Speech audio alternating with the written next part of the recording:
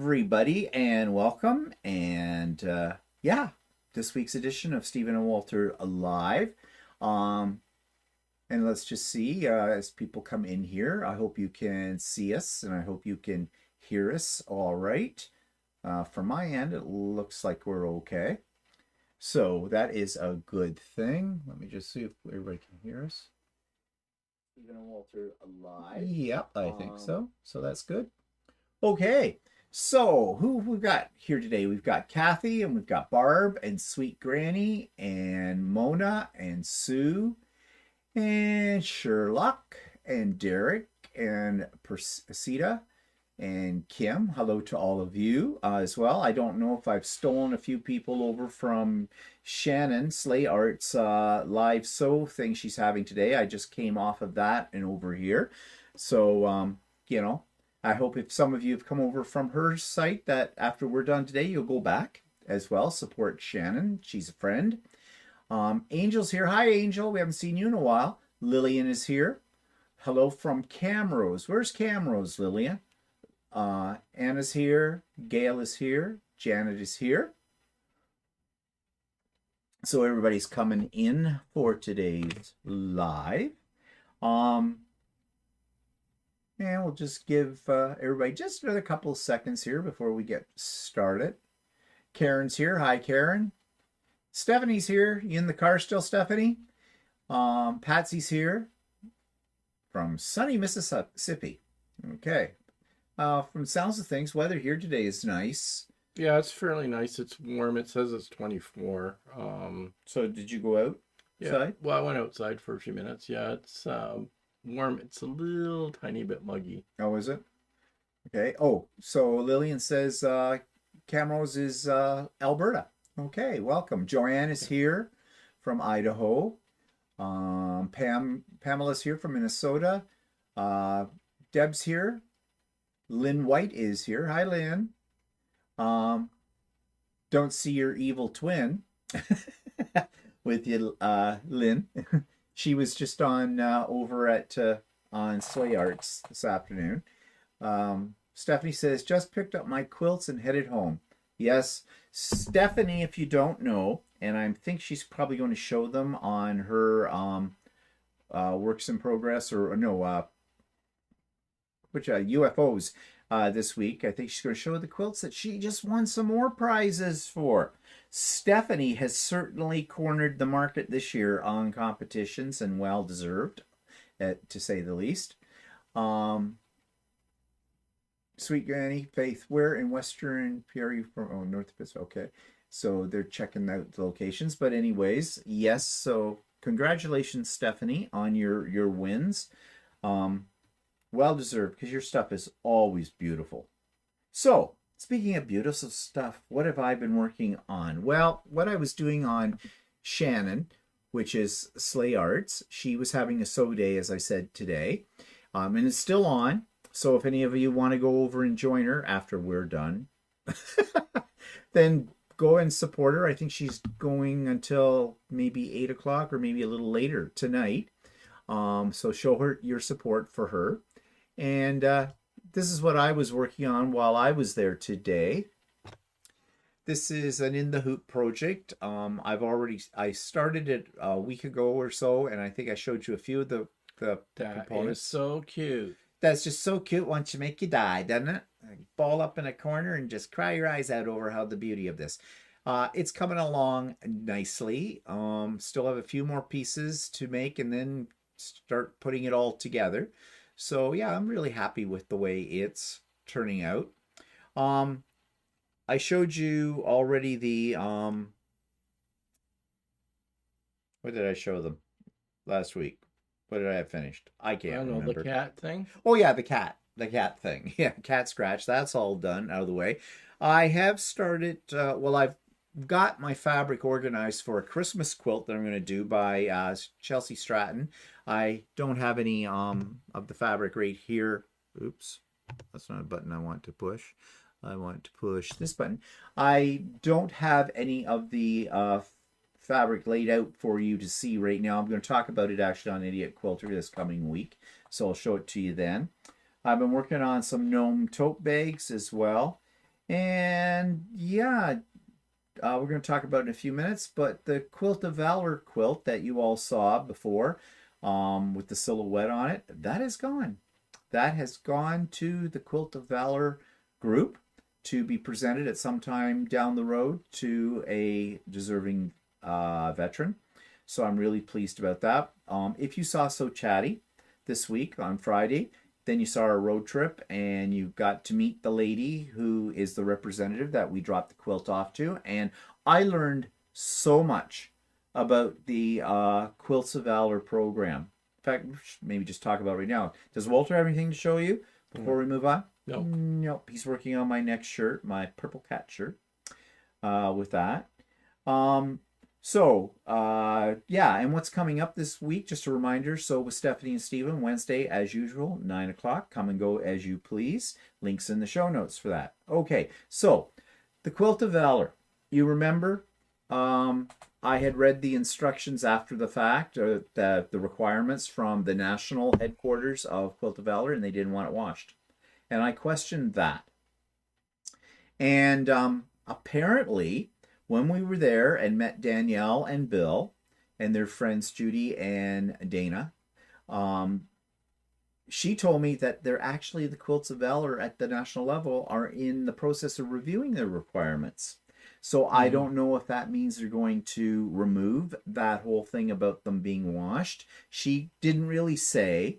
Yeah, like she didn't give any details. No, but, well, she probably couldn't. No, but, and so, like, I mean, she said she would accept Steve's quilt, and she also contacted, I guess, I'm not sure, the president or somebody like that. Yeah, she contacted the president. And she was trying to figure out whether she'd get in trouble for that or not. But I guess everything was okay. Yeah, so. everything worked out fine with that. But, you know, I'm going to be really honest about the Quilts of Valor program. I knew of it.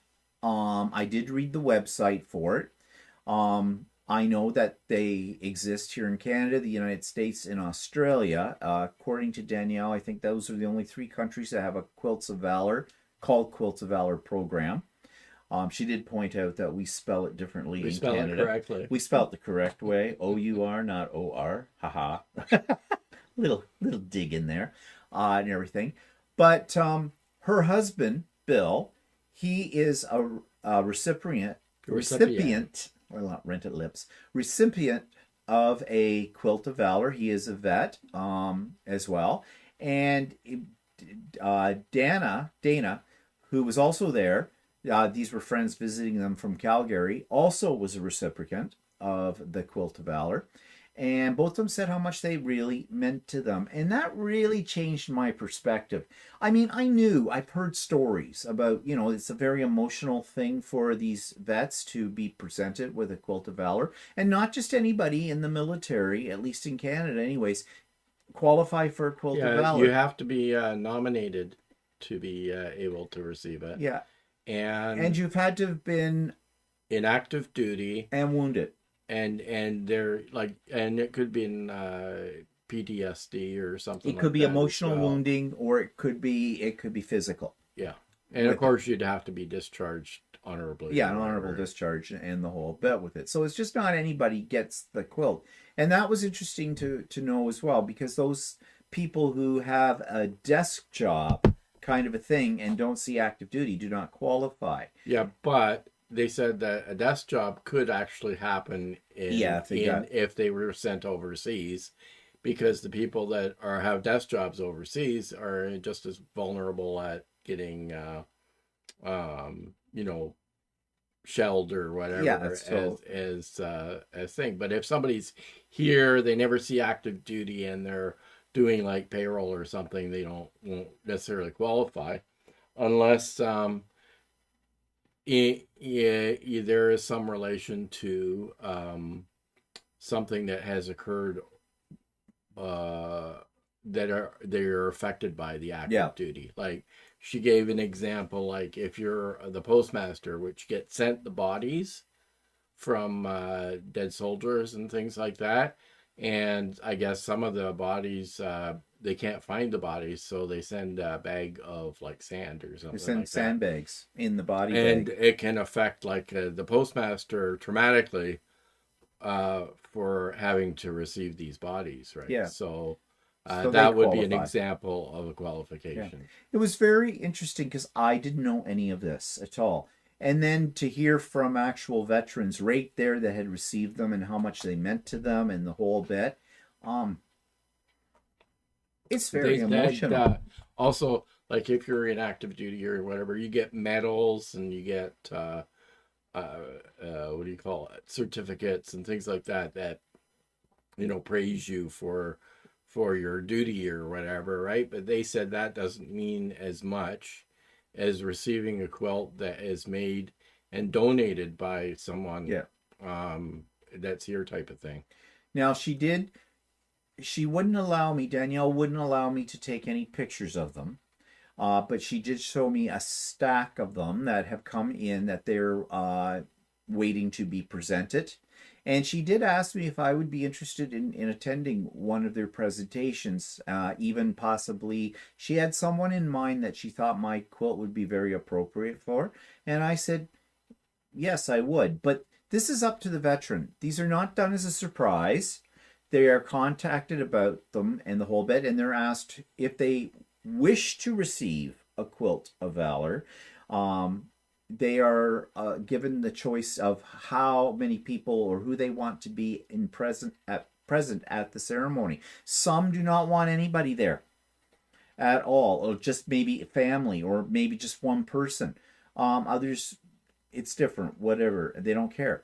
And also, the other thing I learned is about the design of Quilts of Valor. I assumed that you were supposed to use the Northcott fabrics from the old Canada line, and it should have, symbols of Canada in it.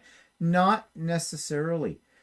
There are some veterans who will request that the Quilt of Valor has no symbols of the country in it, like no red maple leaves or anything like that, because that's a trigger for them for one reason or another.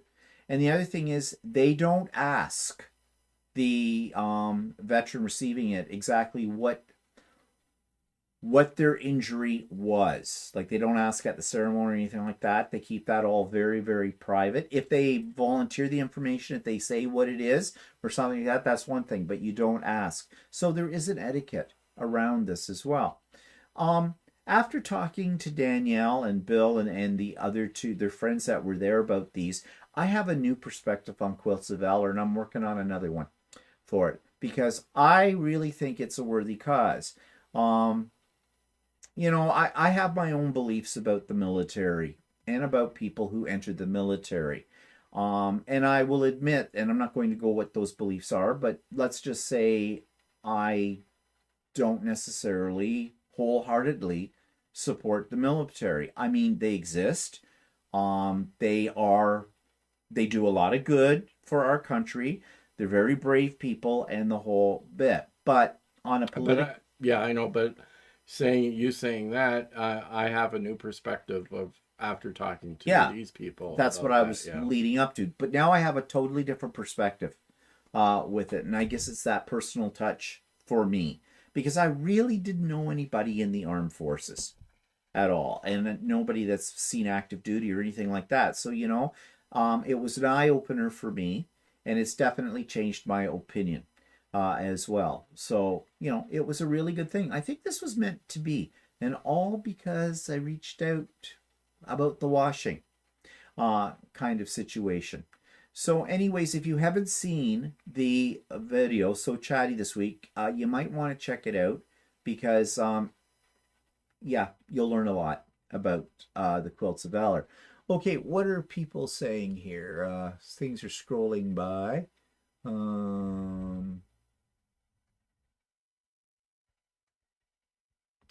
So Joanne is here. I think I said hello to her, Joanne, already. I'm just making sure. Um,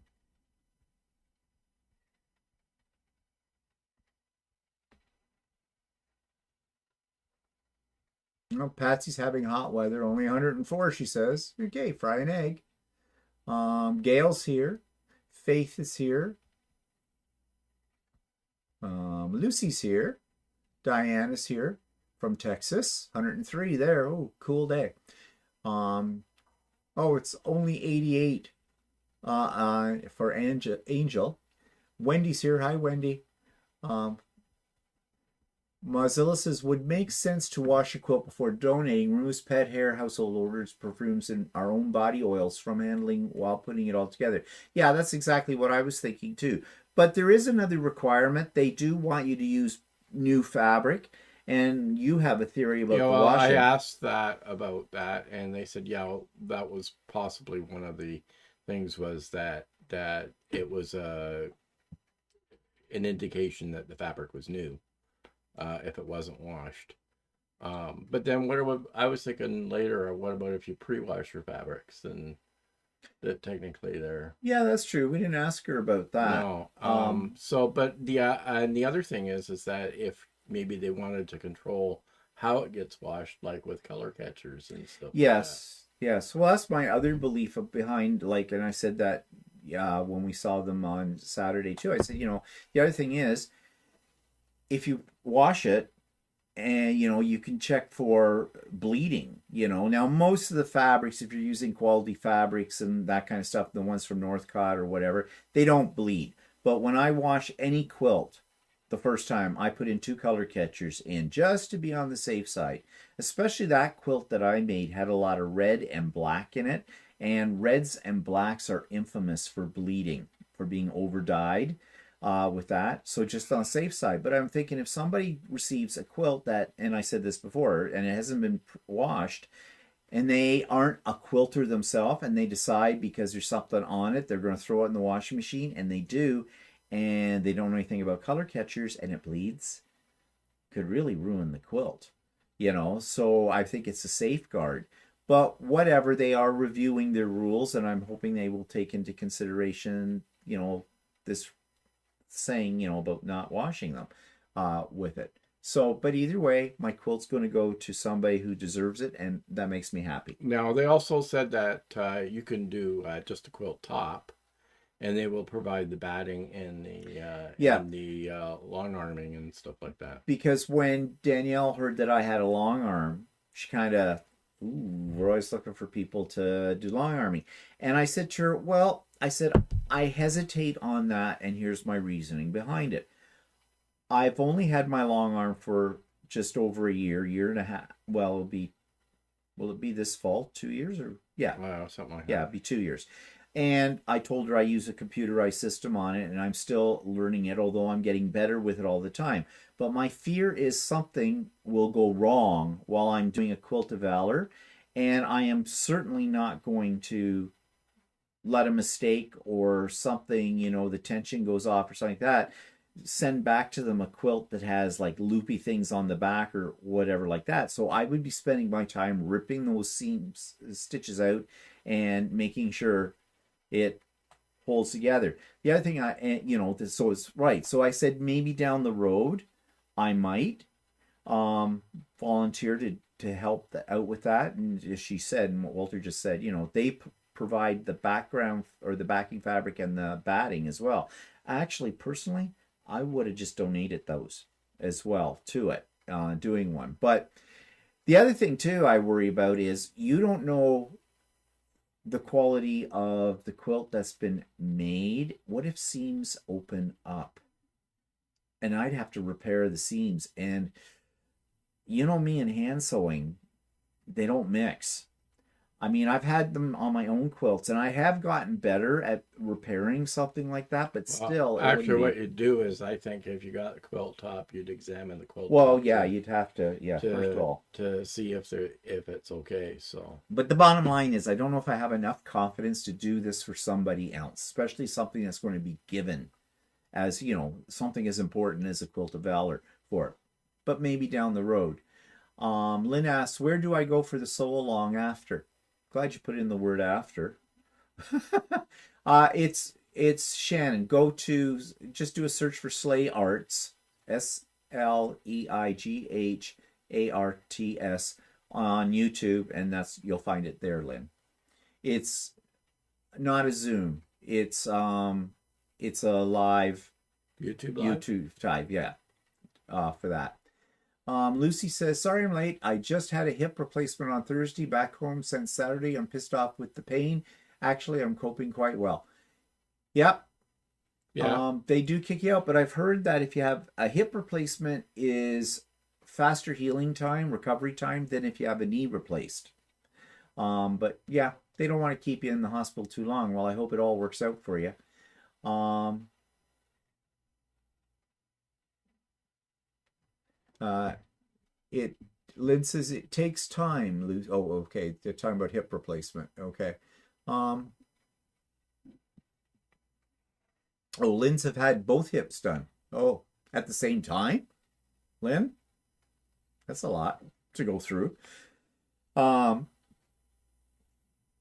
Lucy says it's clearly a delicate matter making and donating quilts to veterans. Some of them have clearly suffered. Yeah. And there are some veterans who are nominated by friends or family, or I get the hiccups, or whoever. You do all the time when you do this. You have the hiccups. And your point is what? Well, I can get over my hiccups, but you'll still be ugly. So let's just keep that in mind, shall we? Okay, so yeah, some of them refuse the offer of a quilt of valor too, for whatever reasons. Well, maybe they don't like quilts. So. Well, that could be. Who knows? Or maybe it's a trigger. Yeah. You know, for them. So whatever. You got to respect their wishes. Some people get them, and like there was an older gentleman that got them, and they give an example, and he didn't understand why he was being given this quilt. Yeah. He didn't feel he was worthy. Yeah. Of it. So there's a lot there. Oh, hi Brenda. She's going to have a hot week out west. Okay. Hot time for Brenda out west. Ooh, Brenda, what are you doing? Ooh, you naughty girl, you. Kevin. Hi, Kevin. Do you sell any of your gnome figurines anywhere? Hard to find unique ones. Nope, I do not, Kevin. I do not sell them. Sorry about that. I've had other people ask me about starting a little Etsy shop or something like that and selling them. And, really, it's the shipping. It's always the shipping. It's just, it costs more to ship one than it does to make one, to be honest about it. So, no, I don't do it. Sorry. Get a 3D printer. You can find tons of gnome figures for 3D printers online that are free. Yeah, new hobby. Kathy's here. Hi, Kathy from Michigan. Marilyn's here. Hi, Marilyn. Linda's here. Dale is here. Diana Corday is here. Glenna Miller's here. Thank you for sharing your video from Friday. It has inspired me to make a quilt of valor. We have a very large quilt of valor chapter in our area. Yes, they have a chapter, and we got invited. They sew every second and fourth Monday at the military base in the chapel in Trenton. Trenton is Canadian military base is located there. That's about an hour and 20 minutes to the east of us. And maybe we will consider it at some point in time and go. She said they were very happy to have us come and so on. I said, well, are we do you give us something to do with it? Or can we work on our own project? Or do we have to work on a quilt of valor? And she says, no, you can do pretty much anything you want. But she says, a lot of people, of course, are working on quilts of valor because that's why they get together, which makes sense, right? So maybe down the road. Sue says, growing up in the 50s and 60s, I experienced friends and loved ones and my husband being drafted during the Vietnam era, I guess. My opinion on the military over the years. I just saw today someone said that they don't do quilts of valor. They do something called VFO, something like that. And it's for veterans of Vietnam War because of, how when the people came back from the Vietnamese War and everything and how badly the American government treated them. I mean, very unpopular war. Well, aren't all wars unpopular? But that one, of course, we know the history there, that was a war that shouldn't have been, I guess. But I don't know enough about the Vietnamese War except what I've seen on TV and documentaries and things like that. So, Val is here. Hi, Val. My quilt guild presents Quilts of Valor to veterans, and it is an emotional presentation. We give quilts to any person that served in the armed forces. They do have to be nominated. Um, yeah, so obviously, because of the way you spell Valor, you are American Val. And I think we asked if the requirements to receive a Quilt of Valor in Canada is different from what they have in the States. And she really didn't know for Yeah, she sure. didn't really know for sure, but there is a very distinct process in Yeah, Canada of how they award them. It's not anybody can award somebody a Quilt of Valor. So yeah. Lucy says it's probably more trouble than it's worth selling a lot of crafts. I make quilts and journals as a hobby, not for profit. I wouldn't want the commercial pressure. Well, that's another thing too. You know, if my belief is, and you've heard me say this many times before too, my belief is if someone's going to pay me for something, I want to make sure they're getting quality. I'm not going to give them something that is sub quality because they're paying for it. So yeah, there's pressure then for that, and there's sometimes time pressures. You know, no, not getting into all of that. I don't need the money uh, from that source. Um, don't forget to click the thumbs up. Thanks, Diana. And Marianne is here. So, anyways, as I said, it was a very interesting, very nice people. yeah, very nice people. And a beautiful setting for their home. Yeah. Out on the, well, if you saw the video, I did take a shot of it, but you saw all that property of theirs that leads down to the river and the whole bit. I mean, you know, could you I imagine? guess it was a family home. Oh, was it? Yeah, no, it was. Remember his parents or whatever Oh, right. owned it, and they actually the property is quite large. There's a smaller home on the property as well, and the parents live in that one now, and they've taken over the maintenance and everything on the bigger property. Yeah. So yeah, just a beautiful setting there as well, and their friends from Calgary. Were very nice. I asked Judy, the one friend here, the wife. I said to her, "Well, do you sew?" And she's no. She says, "I just hem pants, and I don't even like doing that kind of a thing." Although I think Danielle was going to try to get her into quilting a little bit because there was a comment made that apparently the four of them are going to work on a quilt while these people were there visiting. So I don't know if they were being serious about that or not. Well, I can imagine that anybody that hems pants only for sewing probably would not enjoy it. Probably would think all sewing was like hemming pants. Yeah, well, yeah. And she says, "Oh," I said, "Well, you might enjoy it. It's a different type of sewing." She's, "Oh, I'm too old. I'm 77." I said, "You're never too old." No. And for someone who was 77, I would not have pegged her at 77. No. Again, you can see what I mean if you check out So Chatty as well. But really nice people. And we had coffee and we had donuts. And the donuts came from Campbellford. And I mentioned in the video, of course, the significance of Campbellford to me. It's where I was born, where my family and relatives all come from. And they're all buried there, too. But there is a bakery there. And they have a lineup all the time for buying their baked goods. They've won several awards and whatnot, but that bakery was there when I was a little kid. When I'd go and visit so then it was really old. Well, I can always use moisturizer. You'll still be ugly. But anyways, when we were kids, my grandmother used to always get a dozen of these donuts, which were a honey dip donut split in half and filled with whipped cream. Absolutely decadent, absolutely delicious. Oh, we just died for those when we were kids. She had some of those donuts. They still make them. Now, in my mind, and it could be just, you know how things happen when you're a kid, everything was bigger and better.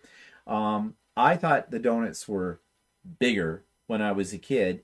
And according to Walter, the cream is fake. That's in them. And yeah, I would have liked real whipped cream, but who knows? Nowadays, it's not. They were still delicious. They were still delicious. I love them with that. So very nice people, very hospitable, you know, having never met them before and the whole bit. We didn't know, you know, I was expecting, to be honest, I was expecting a couple of old crones. You know, I'm I was figuring. expecting her to be older, actually. Yeah, I was So, too. but anyway, it was really nice to meet them, Yeah, and lovely both people. her and her husband and their friends from Calgary were really nice. I could have spent the afternoon there Yeah. just talking to them the whole bit. They were just that nice. So, anyways, it was a good experience. Lucy says, yes, of course, it's different if you need the income. I'm lucky enough not to so far. True. Um, Barb says the maple leaf quilt was beautiful. Yes, that's the one that um, Dana received. And yeah, that was a really nice quilt. Now, but you see the difference. Dana's quilt of Valor was done definitely Canadian themed. Red maple leaves, a red and white quilt, colors of the Canadian flag. Whereas Bill's quilt, you would not know unless you were told that that was a quilt of Valor because it did not have any of the colors in it. And I don't know if that was his choice for that he wanted that. Actually, I did ask him. And I think he said no, he didn't. He was just happy to get a quilt. He didn't care what one he got, that kind of thing. So you see, quilts of Valor do not have to necessarily have a Canadian theme to them. And given what I've said already, that they told us about maybe some of those trigger things not so good for them. So, you know, as long as you put your heart and soul into it and make a nice quilt for the person, I guess it doesn't matter.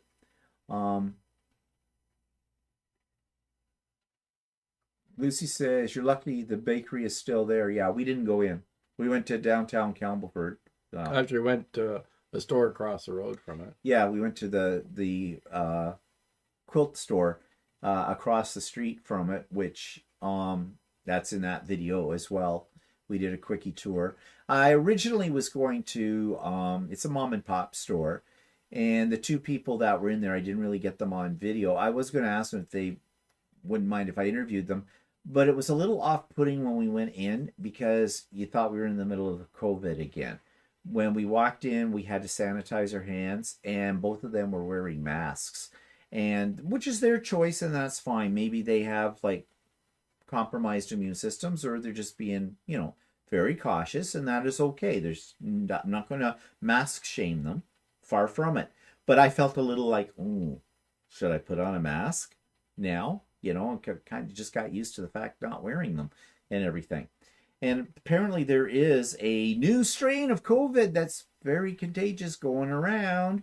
They're talking about it, but we've had 6 shots and getting warmed up to the 7th shot at some point in the early fall, I guess. So whatever. Lucy says Walter is not ugly. Okay. To each his own. Everybody has an opinion on that. Sometimes he can act ugly. Never mind. Oh, Walter is cute. Oh, the fan club rears its ugly head. Where's Ron? Because you're so dreamy. Yeah. Ron is not here now. Yeah. I don't think. And Barb says, do they add the label to the quilt? Yes, they do. It's a big square label that says Quilts of Valor on it. And it has an explanation sort of it on has an explanation on it, and it does list the name of the person or persons that have made it. Like, you might have somebody that did the quilt top and somebody that did the long arming, and or maybe somebody that bound it, or something with like that, because they do have people who, like Danielle said, that actually she makes the tops, but she doesn't quilt them, but they have people that volunteer who take them and do the quilting. And then some people do the quilting, other people will do the binding of it as well, because everybody's got their strengths and everybody's got their things they like to do and what they don't like to do. So they'll take people, if you just want to volunteer some of your time to bind a quilt or two or whatever, they will take you on as well. They're always looking for people for that kind of thing. Hi, Heidi. We'll be over for dinner later. Hi, Heidi, no problem. Kathy's here. I believe in the US you have strict requirements for quilt fabrics used for QOV. Yeah, they might have. No, Stevie says Mr. Dreamy. Yeah. Yeah, I don't know what they are. I should go online and just compare the two to see what they are. Of course, we know that the colors for Quilts of Valor for the States and for the UK are red, white, and blue, because those are colors out of their flag. We're just missing the blue. I sometimes think we should have blue too, because that gives you another color to work with when you do something that's patriotic. But whatever. But I suppose that you can do red, have blue in your, Well, yeah. even if you have the red Yeah. and white. So Yeah. I thought I read somewhere once that they wanted you to put somewhere in the quilt a yellow square. It was supposed to represent home or something like that. But I asked Danielle about that, and she said, no, that was news to her. She'd never heard that. So I don't know where I read that or something. I don't know, or maybe I'm mixing up something else with it. So, but anyways, yeah. Oh, hi, Andy. Andy's here. So that was really good. So we had company this weekend. Friends of ours from Toronto that we see usually about twice a year. One time at our place, one time at their place. We've already made arrangements for when we're going to meet up with them in December. In fact, it's funny because for December they said they know we're going away at Christmas time and everything. And I'm not sure what their plans are, but they're going to have a Christmas dinner when we come, a turkey. Kind of that's a deal. what they did last year too when we were over. That's right, they did too. Yeah. Was it Christmas time when we went? Yeah, I think yeah, so, I think it was. Their tree was up and everything. Yeah, Yeah. it was. So, it's becoming a tradition, I guess, now. So, anyways, and while they were here, I was showing them some of my latest quilts, and I've given them before a couple of quilts already. And our friend Bill, he is into Victorian antiques, and he loves anything that has a vintage look to it. And in the pile of quilts that are sort of my recent ones, I forgot all about this quilt. And I saw his eyes go right to it because it's in his color scheme. It's in browns and tans and rusts. He likes that look. And it's a scrappy quilt. It's one that I made up myself out of stuff. Forgot he even had it or made it, And I saw him looking at it, and I said, oh, he says, I really like that one. I said, you want it? He kind of looked at me and says, it's yours. Just say the word if you want it. He says, yes. And I said, okay, there you go. Have a quilt. Because I know he appreciates them as well.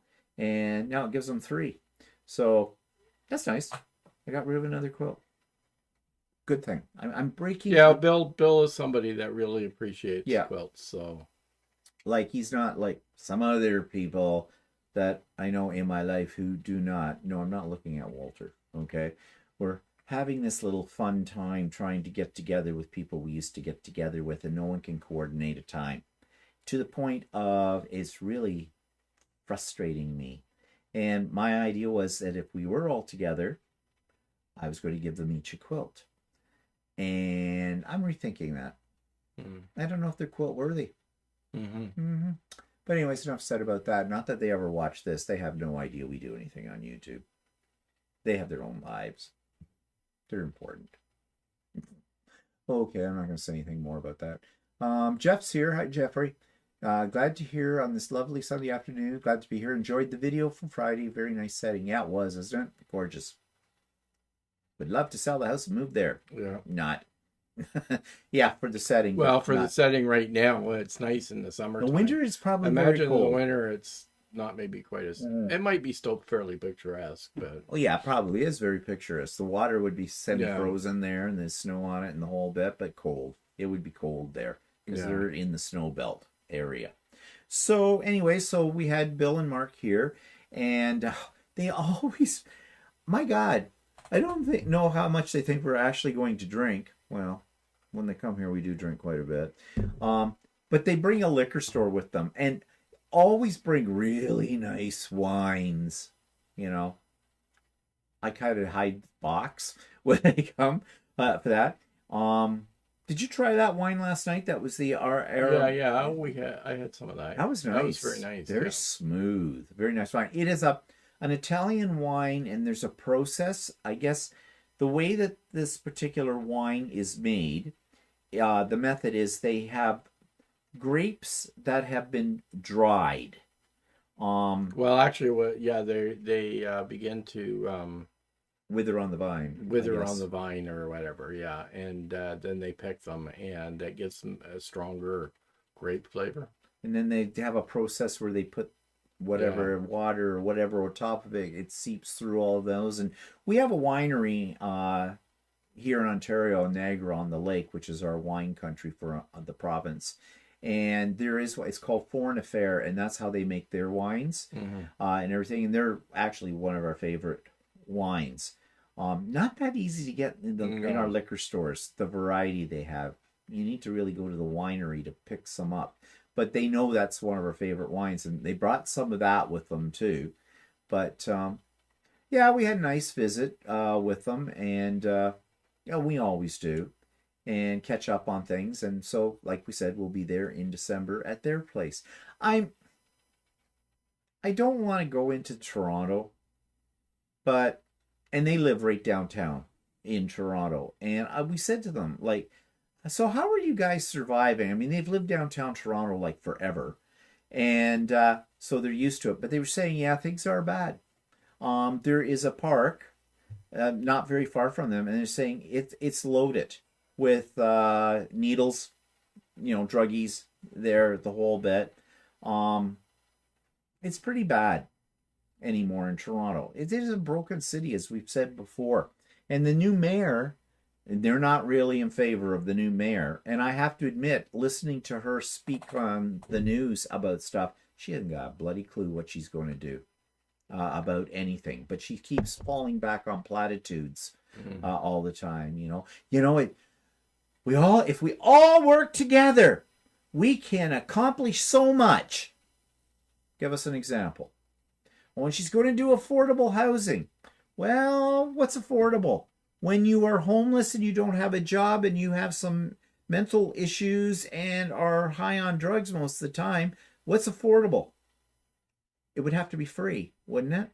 Don't hear the word free coming around. And on top of it all, even if you gave it to them for nothing, if they don't have a job and don't want to work because of, they have mental health issues or other problems and things like that, how does that solve a problem? It doesn't. Is there a solution?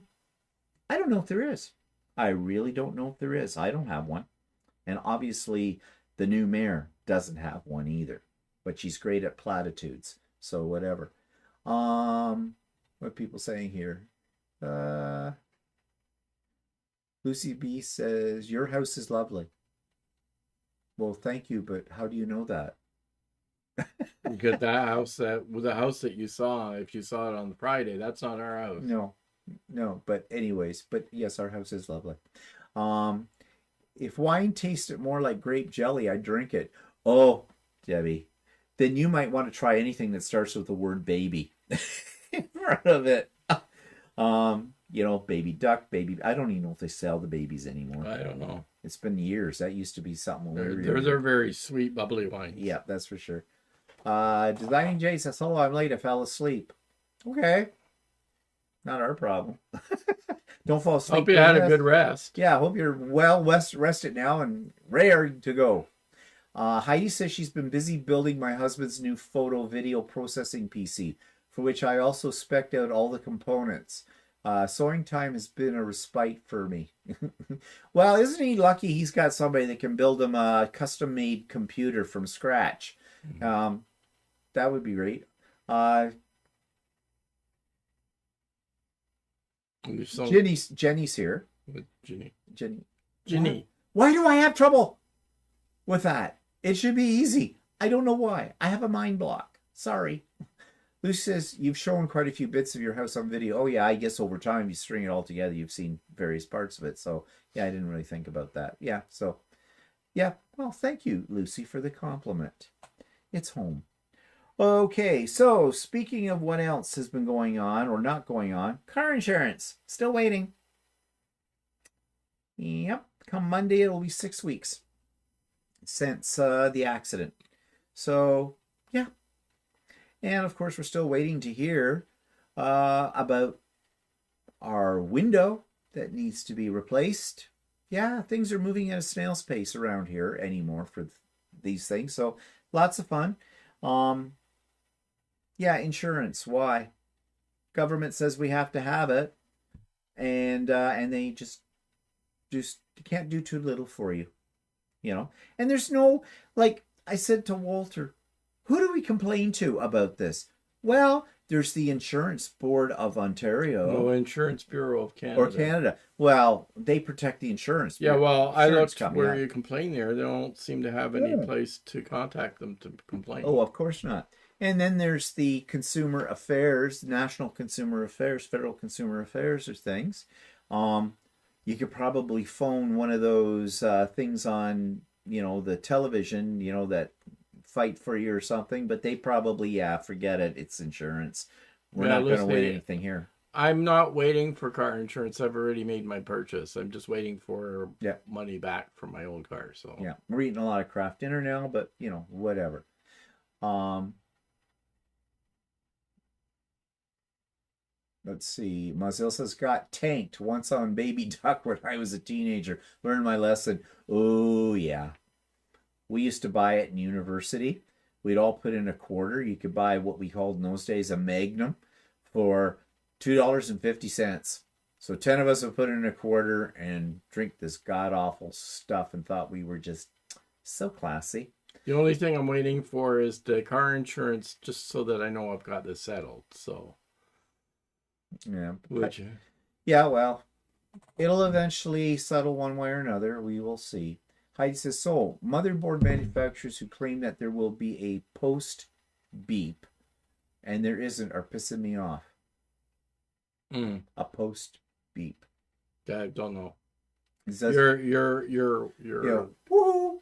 Yeah. Don't know what since that I is. don't build computers, I don't know. Heidi says, my heart almost stopped. I thought I'd blown something up. Oh. Okay. Oh, Dana's here. Hi, Dana. Baby duck. Baby duck. A memory. Dana, I'm talking about wine, not squeezing the crap out of a baby duck and then eating it. Okay, biting off its head.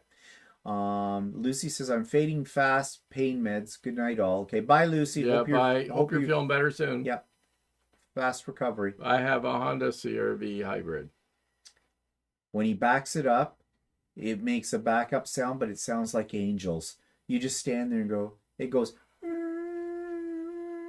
It sounds like a choir of angels. I guess that's because if you're standing behind the car and it's about to hit you, you're going to be seeing those angels. Yeah.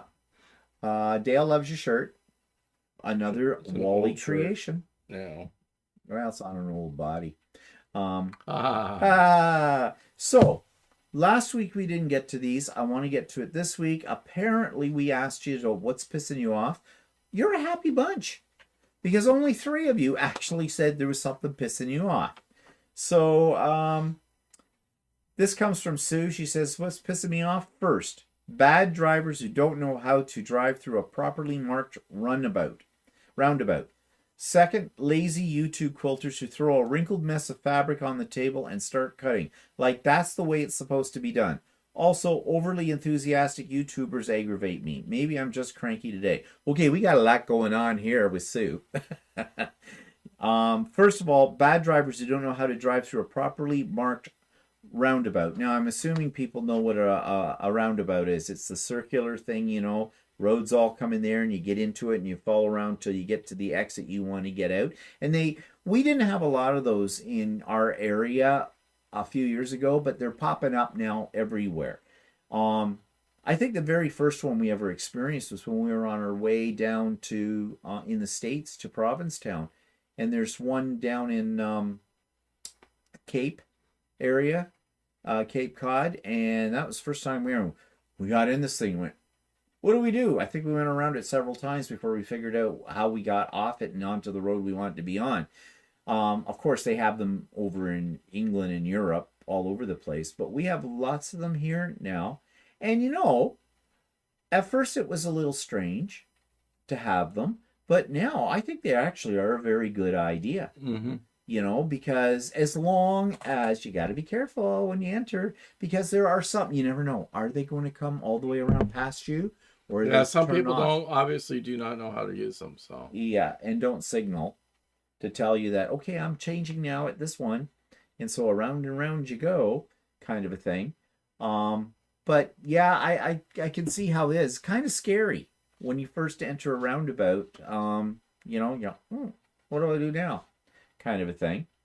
Then she said, lazy YouTube quilters to throw a wrinkled mess of fabric on the table and start cutting. Like that's the way it's supposed to be done. Yeah, okay. You'll get more accurate cuts if you press your fabric before you cut it, especially if you'll get a wrinkle.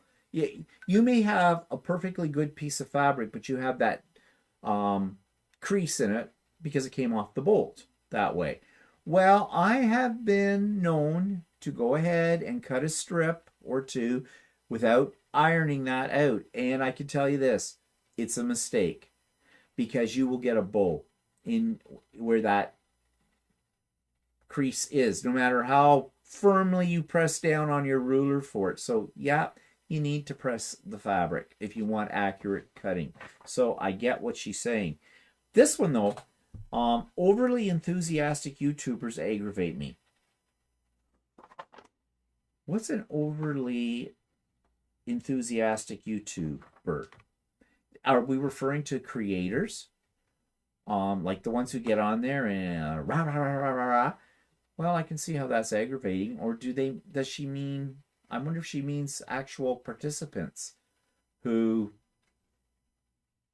I don't know, how do they get over enthusiastic? I'm not sure about that one. I'll have to ask Sue next time I see her on a sew day what that's about. What are people saying here?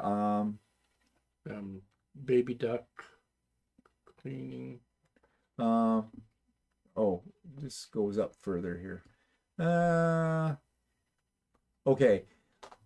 Oh, Heidi says the post is power on self-test. Okay, that's post. First indication everything is working properly. Oh, okay. Baby duck getting cleaned using Dawn. Yeah. Now, what company made your windows? Well, actually, it's a door. Actually, it's a door company because we had a transom that's over top of the door, and it's Palmador, Palmador, Palmador. And are they international or is this Canada? Or what? I don't know. I think they're a Canadian company. And I think they may be I think the actual window was made by Novatech, which is associated with Palmador. Palmador makes the frame, and Novatech makes the windows. So what Palmador is actually doing is they're ordering the window, the actual glass that we had the problem with. Because it's a custom glass, so. Yeah. From this manufacturer, and then they will install it into our frame. Kind of thing. But we have Aurora. They're the people we dealt with. They're the window installers or window. Yeah, they're not the manufacturer. They're not the manufacturer. The Windows installer, we had hired an installer that ordered windows from a company, right? Yeah. Our windows are from a place called Vinyl Built, and our door is from Palmador. And Palmador gets glass from this other company, Novatech. So it's very complicated with it all. So they're supposedly working on this as well with us, but what, you got an email from them when? They said they were supposed to contact us the beginning of last week. That didn't happen, No. did it? The beginning of last week. Yeah. So it's been 2 weeks. No, it's been a week. Oh. Yeah. Okay, so if you don't hear anything tomorrow from them, Yeah. I think it's time to get on the blower again. It's just a pain in the ass. Kim says that wait time at the insurance is ridiculous. I'm an insurance adjuster in the U.S. and the wait time for total loss is 2 weeks or less, and people here freak out at 2 weeks waiting as they should. I'm getting the feeling that 6 weeks is the magic number. Yeah, I've heard from several people around here that it's 6 weeks is when they've had to wait. They've had to wait for results. Do they ever give us any excuse when you call them about it? No. They said that they have to go through the Ontario adjusters or something like this. And I think it's all bullshit myself. Derek says he had to pay for a new furnace boiler this week after 7 months of fighting with insurers. The stress of having people with no common sense installing things for 4 days was pissing me majorly off. Yeah, well, I don't know if you're familiar with Russ from Quilt Meets World. He lives down in Atlanta area, Georgia, and of course it's been really hot, right? As everybody knows, and he has no air conditioning. He has had any air conditioning for most of the summer, and they have been screwing up left and right, the company's dealing with, because the fault is really the fault of the company that installed it. It was Train. I don't know if we have Train. Yeah, we have Train. Oh, do here. we have Yeah. Train? Apparently Train's off the track on this one. So Train yeah, was supposed to be a really good manufacturer. yeah, nobody's good anymore because people don't care. They just don't care about customer service or building quality products. Yeah. It's just the way of our world. Yeah, and then didn't he have somebody that said the part came in and then they had it and was in the process of installing it. And they broke it. They broke it or something. Yeah. So I don't know. I'm sure on his vlog this weekend or whatever he'll probably talk about that. So maybe get more details about that. But it just illustrates the poor customer service, quality, and things. People just don't give a shit anymore. And how do you fight that? That is the most frustrating thing about it. Your course of recall is non-existent. There's nobody there that is supporting you or helping you out with it. You're on your own. But yet they don't have any problem taking your money. And if you don't pay them or you pay them late or something like that, well, they have no problem Cutting you off. That kind of thing. Angel says I have a RAV4 hybrid. Well, that's what Walter wanted originally. Yeah. Mine sounds like a damn spaceship when you back up. Yeah, there's a lady 2 doors down or 1 door down that has a RAV4 hybrid, and it sounds pretty much the same as what mine does. Yeah. And Debbie says, pissing me off. My hand is still messed up after the pot grater episode. I've not sewn for a month now. Ooh, that sounds like you're. You mean okay? Are you talking about like a grater, a cheese grater or something? I think there's obviously something happening in spell check here because I don't understand pot a grater episode. Tell us. Inquiring minds want to know. Was it like a mandolin air? Oh, let's not talk about the mandolin. You know how I cringe, and I'm not talking about the musical instrument. I'm talking about the thing that slices, dices, and chews off your finger. Ask me how I know. Diane says, going around the roundabouts, my husband... Okay. I'm not sure what happened there, but we don't have a complete sentence. Val says, roundabouts suck. Heidi says, oh, it's Angel. Kathy says, we have roundabouts here, but it's rural and single lane. Yeah, you can get some roundabouts that are 2 lanes too. Yeah, those ones are even more confusing. Ones, yeah. Diane Miller says, always says Big Bend Parliament. Okay, maybe that's continuation. Going around the roundabouts, my husband always says Big Bend Parliament. Still not understanding. I'm sorry. Not sure what you're writing. Heidi says, I love roundabouts. People who don't know how to navigate them suck. Yep. Well, what are you going to do? They're here to stay. Kathy says, a YouTuber is a creator. No, Kathy, they are not. Sorry to differ. A YouTuber can be anyone who watches YouTubes a lot.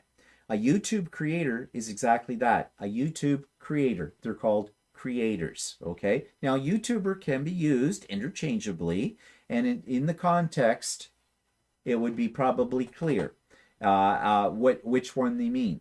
But it doesn't automatically mean that. Okay. And I even know because I am a YouTube creator. Okay. When you people try to correct me sometimes, okay, I appreciate constructive criticism, but if you say something that I don't agree with, I'm not going to play nice. So, don't like it? Goodbye. Okay. I'm half joking. Notice I said half. How do you even enter a roundabout the wrong way? Well, yeah, because they're all like that. But it has happened. People have gone into those and turned like roundabouts always go around what? Counterclockwise? Well, it depends on which country you live in. Well, I guess, yeah, if you're in a different country, maybe they don't. Yeah, well, here they go counterclockwise. In Australia, they go clockwise. Oh, yeah, and in the UK, they would go clockwise, too, because they drive on the other side of the road. So, yeah, so not always, but here they do. But I did see somebody try to do that. Yeah. They were signaling at the entrance to the roundabout, and they were signaling to make a left-hand turn. You don't make a left-hand turn; it has to be right, and it would be awkward because you're angled. Yeah. How do you like? Obviously, they have no idea how to use a roundabout. So. Mm-hmm. Barb says, Temu. I've only ordered once from them. Took 4 weeks to get my stuff. Now I get at least 5 emails every single day from them. Top the madness. Yeah. True. Probably stop the madness. Or stop the madness. Yeah.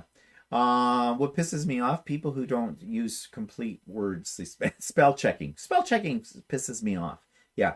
But yeah, that's true about Temu. I get like umpteen million emails from them every day, and what bugs me about Temu too is in the header of the email, in the subject line, they put, "You've been accepted," or "a special just for you. You don't want to miss out on this." It's all clickbait, right? I just delete them. But you know, sometimes I bite. I take a look. Like Dollar Days. They have about 4 things that are 99 cents or less, and the rest of the shit is higher than that. As for the way the delivery of their stuff, they give you a time frame, and they do tell you if it doesn't arrive by the end of that time frame, they will give you $5 credit.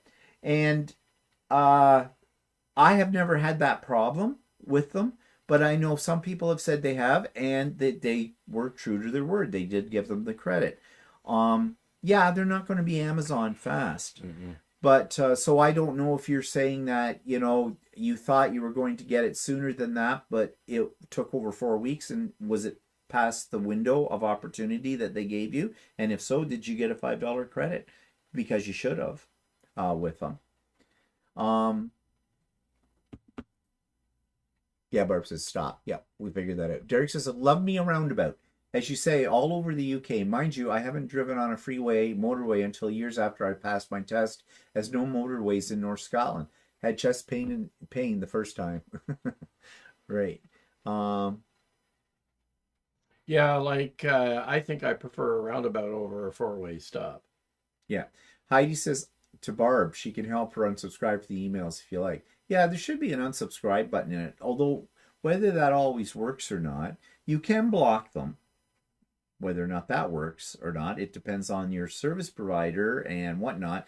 Bell has a feature on it for blocking things, but it doesn't do a good job. But then again, what some of these do, not necessarily Temu, because you know it's from Temu, but you know the junk mail that you get, they just have a generator that generates a fake ID kind of thing, and there's so many millions of combinations that sure you block that one, but they just have another thing that's generated. So I just give up on it. I just delete. What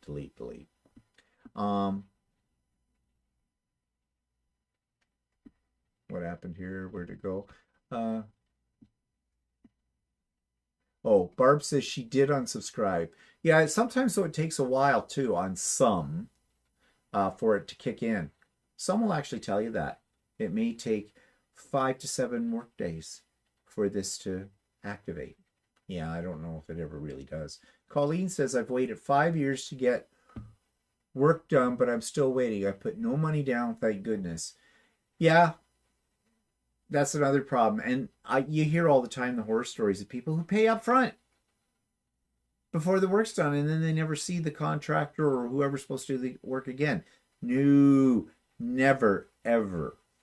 You know, they might ask for a deposit, and you can negotiate deposits. If they want your business bad enough, and they're a legit company, if they say, well, we need 50% down for it, say, no, I will give you 25. And if they don't like that, say, well, fine, it's lovely doing business with you. We'll move on to somebody else. You can do it. Oh, Diane says, Big Ben Parliament is what Chevy Chase said in the movie European Vacation. We've been being stuck in a roundabout from daylight to dusk. Oh, okay. Okay. Never heard of that. Never heard that one. Didn't get the reference at all. Angel says, why didn't you get a RAV4? Was the wait time stupid ridiculous? Yeah, it was really stupid ridiculous. They said to me, basically, if I wanted a brand new RAV4, if I wanted a gas model, I would have to wait I might be able to get one by the end of the year.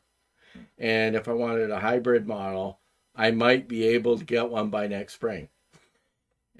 They said next April. Oh, So anyway, and I could have gotten a 2022 model with about 10,000 kilometers on it, for $10,000 over the list price. Yeah. So that's basically why I didn't get it. Deb says, and grating garlic with a cheese grater. Oh, okay. I pinched and split the skin on inside of my thumb and forefinger. Ow! It got infected a week later, so got to put on 100 milligrams of antibiotic 4 times a day for 5 days. Yeah, I know. I have grated my fingers before on those. Those. Ooh, I hate that. Oh, it's just yeah. Ooh, cringes. She also says thumb, ring finger, and pinky still feel kind of numb. Ooh, yeah. Well, I did a number on my thumb a few years ago with a mandolin. Slices, dices, and makes julienne fries out of your fingers. And you're squirting blood really good. Oh, yeah. And then I went to a clinic, and the guy said, oh, this will have to be cauterized, guy with the silver nitrate. And I hit the ceiling. Because he forgot to do something they were supposed to do, which was to numb my finger before they put that on. I heard him yell. It was. And then they bandaged me all up, and we were just out of the driveway there, and he was spewing blood again. So then we went to emergency at the hospital, and they were making jokes about, well, how can you cut your finger on a musical instrument? They weren't making jokes. The nurse, what I was checking in there for, it was serious. She thought, "How can you cut your finger on a musical instrument?" And she wasn't being funny. She thought that's what I wanted. I said, "Mandolin, not that kind of mandolin." Okay, and then of course, then the nurse go, "Ooh, okay, this is not what you want to hear from a health provider." Okay, ooh, okay, you see blood every day. And then you get into sitting in the little room, and the guy comes in, and he says, yeah, we're going to have to cauterize that. And I said, silver nitrate, yeah. And I said, is there anything else you can do? And he goes, I said, that's when I went to the clinic, that's what they did to me. And I said, yeah. He said, shouldn't have felt anything. They froze it. He says, no, they didn't. He says, oh my God. He says, yeah, that would hurt. You think? Yeah, a lot. He froze it. I was fine. But I cringe. If I'm walking down a household aisle of appliances, things, and I see a mandolin, I start to break out in a cold sweat. Mandolins are not allowed in this house ever, ever, ever, ever, ever again. No. So, yeah. That's my mandolin story.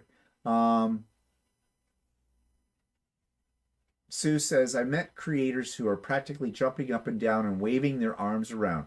Just be pleasant and share your knowledge. Oh, okay. Yeah, well, there are some there that try to do that infomercial kind of thing, Act now! Hurry! This bargain won't last! Yeah, kind of a thing. Yeah, I get that point. Barb says, I did get $5 credit, and they remind me about it every day. I used to fast delivery from I'm used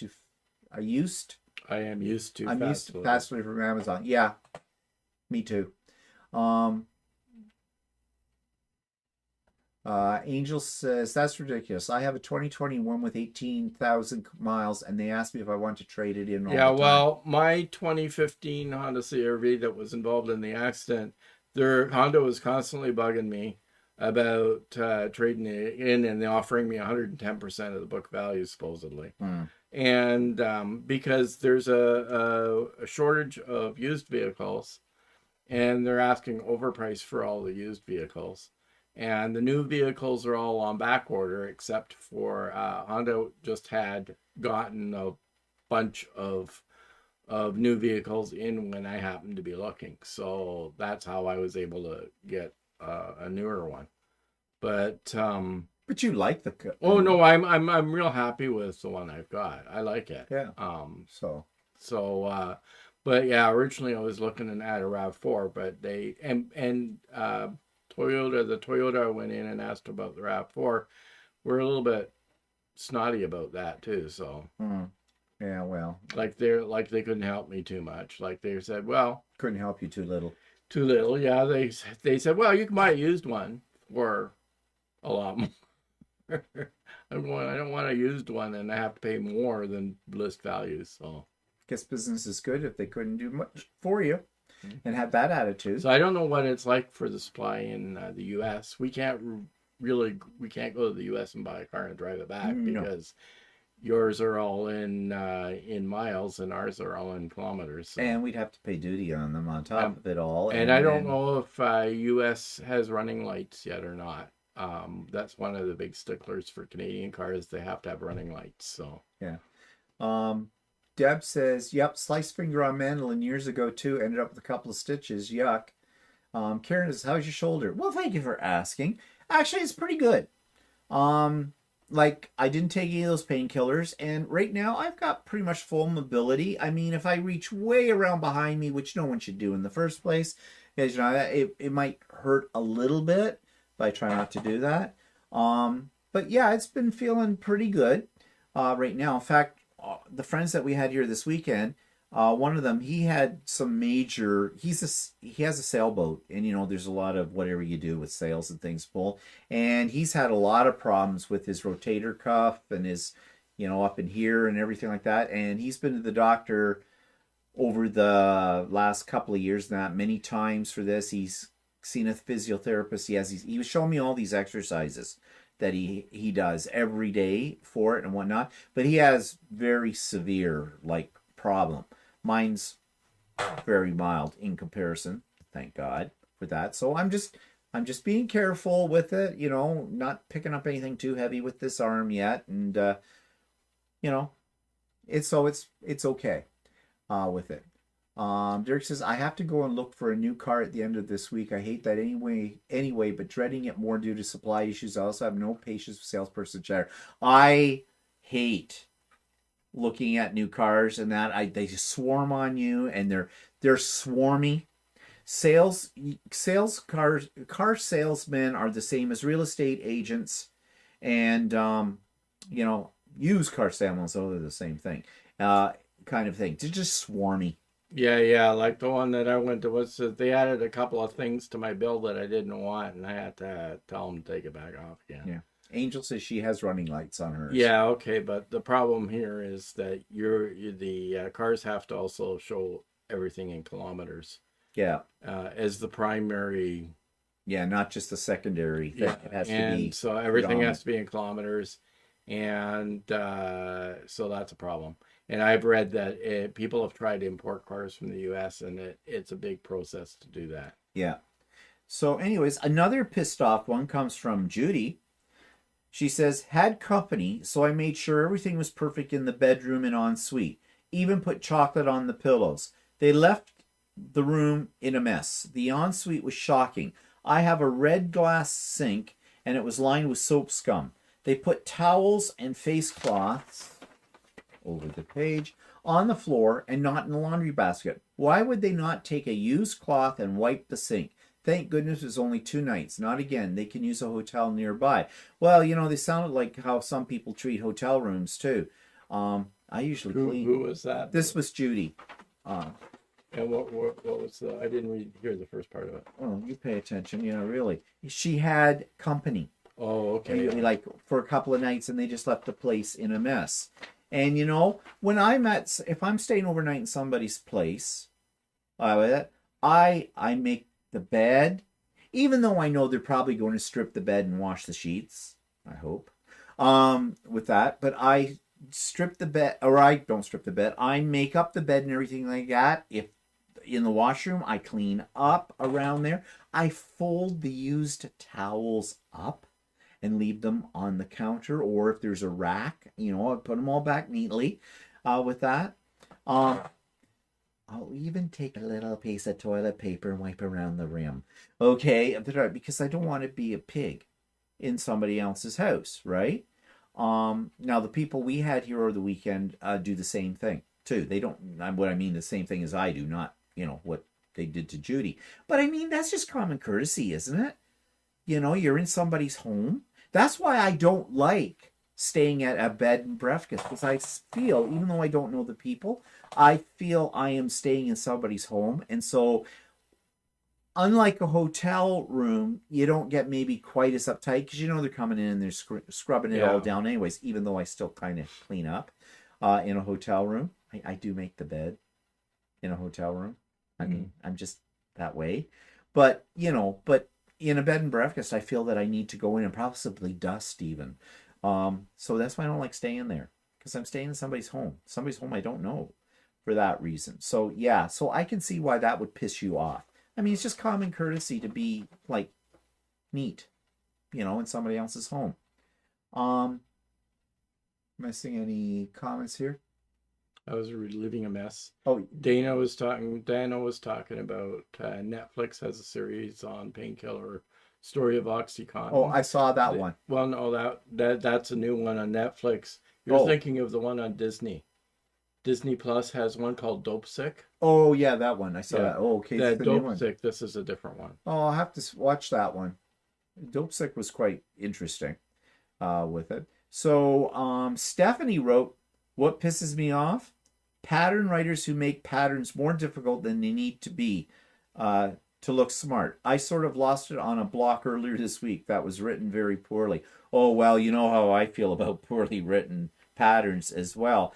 But yeah, Stephanie and I have had this discussion before.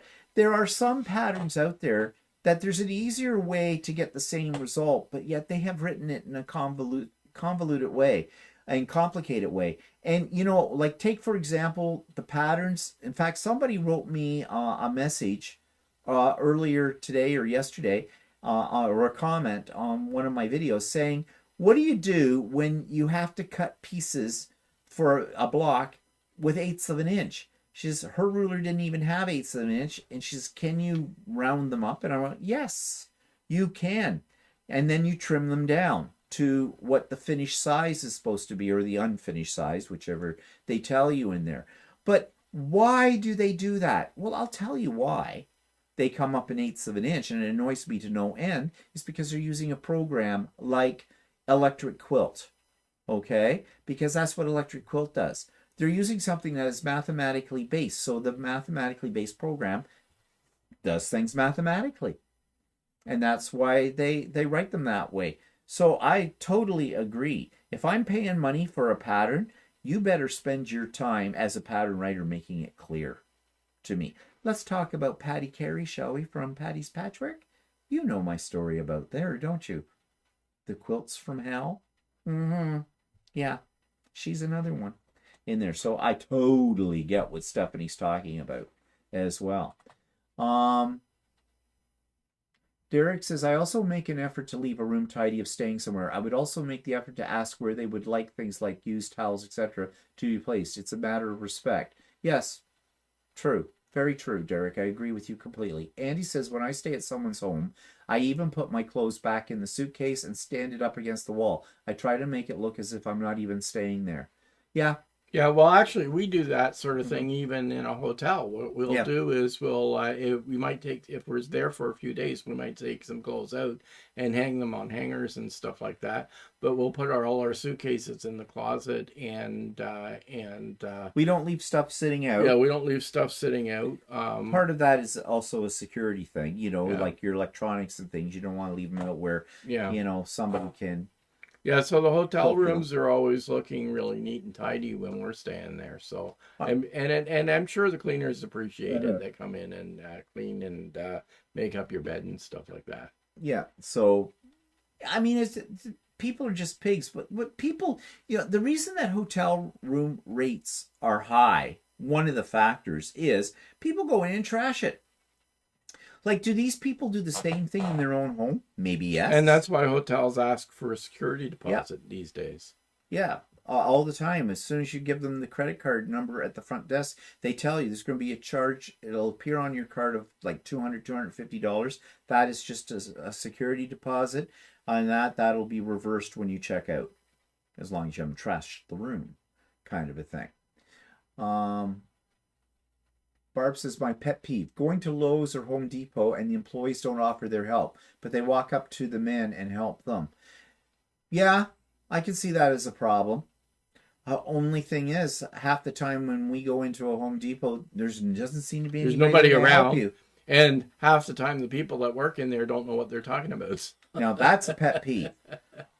Excuse me, where can I And the find other this and thing this? I hate about Home Depot is they often have those ladders and things like that. Yeah. And they push them right in front of the product that I want to look at. Every time. And lately, in grocery stores, they come in and they're stocking the shelves. They used to stock the shelves of a grocery store at night. I guess now they can't get people to work at night, or they don't want to pay them After hours, whatever, if there's an increase in what they will pay them. So they've got this great big huge pallet thing sitting, blocking a whole aisle, and you can't get around. We went into a grocery store as an example of this a few days ago. They had butter on sale, and Walter likes to collect his butter when it's on sale. And there was a lady there unloading a pallet, a great big thing of stuff. It was blocking the aisle. It was a short aisle with a cold case on this side, a cold case on this side, kind of thing. She didn't even bodily suggest that she could move for a second so we could get at the butter. So Walter does what Walter does. Walter looks at that and immediately starts turning around. And I get right in there. No, I walked around. Well, you did yeah. go. Well, it was butter on sale, so there are some things that will make Walter be bold. Butter on sale is one of those things. But I would have walked right up to her anyways and said, "Excuse me," and picked it up. But I get it, they have to stock shelves, okay? But why do they have to stock shelves during prime shopping time? And that seems to be the trend these days. Let's see, backing up. Colleen says, and tip the chambermaid. When I handed a tip to a lady in a hotel in Toronto, she was practically in tears. Okay, Colleen, I have a problem with that. Because lately we have found in hotels and things, some of them now, your room was cleaned by such and such, and it's written on an envelope. At what I'm paying a night to stay in a hotel room, at least in Ontario and in the GTA, Greater Toronto Area, no. It's like tipping them at Subway. No, tipping has gotten far out of hand in this country. And that is their job. And I know the argument, Colleen, before you even write it, but they're only being paid minimum wage. Well, then get a different job. Okay? And you'll say, well, yeah, but maybe they can't because they've got this and this. I get it. But I'm already paying for that service is included. It's included in my price. So, no. In fact, since COVID, a lot of the hotels aren't making your room up every night. Yeah. So, and they use the excuse, we're conserving the environment. And, on the back of the door in the bathroom, they have all this thing about towels, like, reuse a towel. Oh, I don't have a problem with that. I really don't. That's fine, But, okay, so they don't come in. I don't even have a problem if they don't come in. If I'm there for like 4 days or something and they only come in every other day and clean the room, because we've already said how we're not messy people. So I don't have a problem with that either. But I do have a problem with them expecting me to tip the people they are paying to do their job. So yeah, maybe I sound cruel and horrible in the whole bit. Well, so be it. I'm cruel and horrible. So of course some of you already figured that one out. Anna says, my Home Depot is great. Everyone's helpful and they know their departments. Oh, where's it located? Because that's not the experience we have here. They don't know where anything is. Excuse me, where's your paint? Oh, I don't know. And you're standing in front of it. Well, again, you get what you pay for. If they're only going to pay you minimum wage, you can't expect to get the Einsteins working in a Home Depot. Diane says, I had a hotel maid tell me to put my used towels and washcloths on the floor. Yeah, that keeps them from having to pull them off the racks and put them on the floor. Well, actually, though, Diana, I thought the reason they do that, because it's one of those things on the back of the bathroom door I've read, or on the wall, say, if you would like fresh towels, just put them on the floor. Yeah, if I use a towel in a hotel, I don't necessarily put every towel on the floor. I might put one back on the rack again because I'm going to reuse it again. Yeah. But that's what they say. But what they're assuming is that if you put it on the rack, you're not asking for a fresh towel. If you put it on the floor, then that's a sign to them that you want fresh towels. Yeah. So so that's what That's how we've read that. That's yeah. printed right on the bloody wall, kind of a thing. So maybe not where you've been. I don't know. Catherine says, stayed at a condo, and when we walked in, it was dirty. Cheese curds crushed on the carpet. Oh, well, was it an Airbnb or something like that? Because you said stayed at a condo. So yeah, I know. We usually only stay in hotels, so yeah, we don't stay in Airbnb. We've never done Airbnb, and I don't ever intend to do an Airbnb. Heard too many horror stories about them. And for a variety of reasons, cleanliness is one of them, but others are that they try to, like, you have a reservation or something, you've booked it, and then you get there and you don't have it because they got somebody better, or they put the price up on you. Well, I know some few people that have rented ones, and 2 weeks before they were supposed to go, they get a message that said that they've canceled their reservation. So, and then they're kind of stuck because they've already got a flight going to wherever they're going. And if it happens to be a busy time, you might end up not being able to go alternative accommodation. Yeah, but we just never take the chance on that.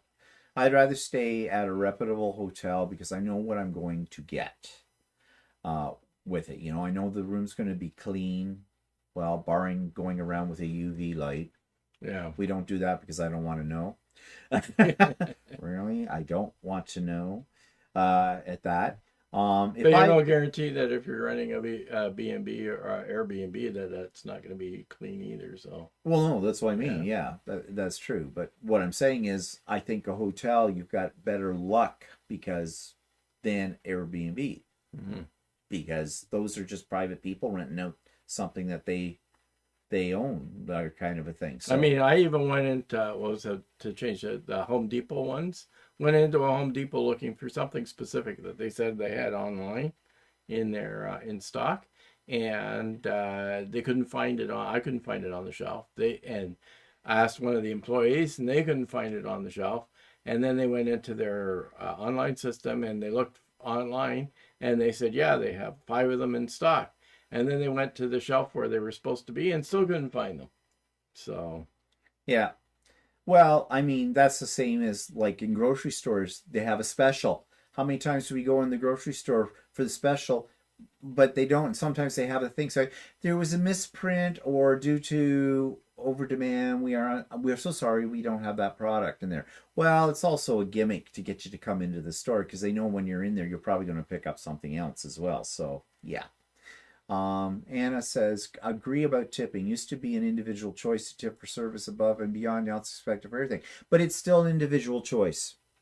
Do not let them browbeat you. Do not let them trick you into making a tip, because that's what they do. And yes, I know there are certain jobs where they don't pay a lot of money.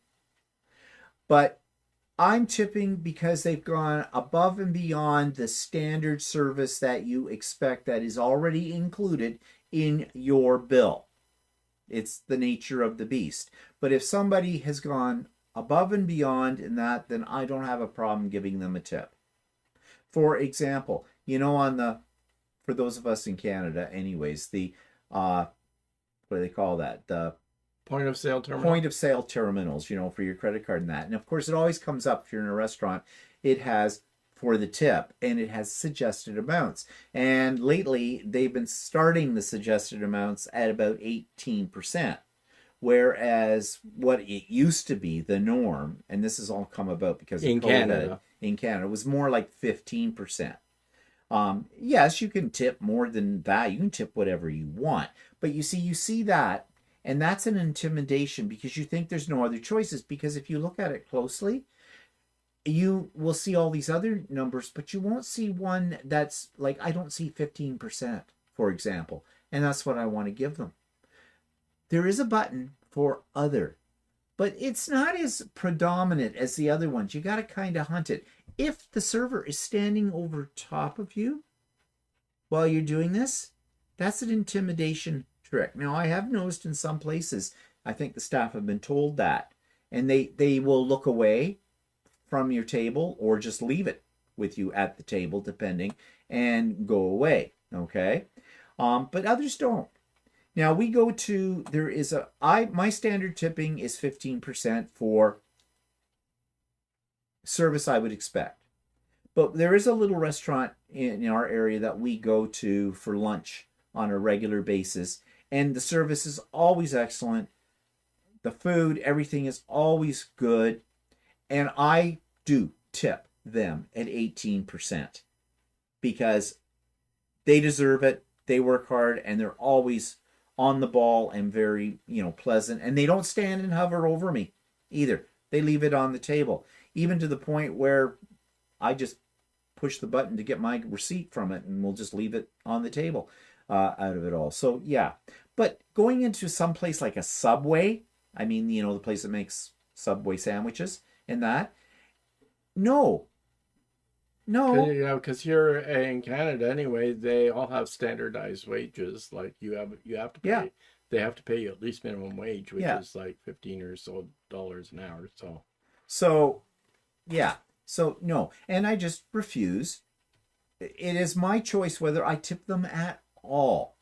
I refuse to be browbeaten into giving something where I don't feel that it is either necessary or warranted for it. So yeah. Pamela says Home Depot in Rochester has a gentleman at the door that greets folks. He's so good he gets thank you notes and was recognized on our local news.